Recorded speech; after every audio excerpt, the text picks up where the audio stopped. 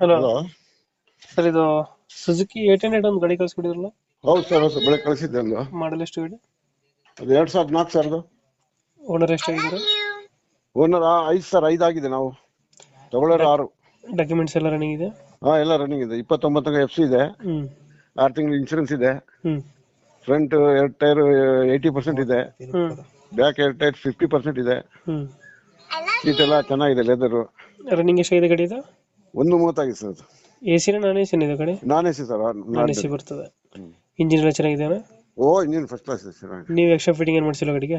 ಏನಿಲ್ಲ, ಏನಿಲ್ಲ. ಅದು ಟೈಪ್ ಗಾಡಿ ಇದೆ, ಅದು ಹಾಡಲ್ಲ. ಸ್ಟಿಕರ್ ಇದೆ, ಬಿಟ್ಟಿದ್ದೀನಿ, ಅದು ಕೊಡ್ತೀನಿ ಬೇಕಾದ್ರೆ.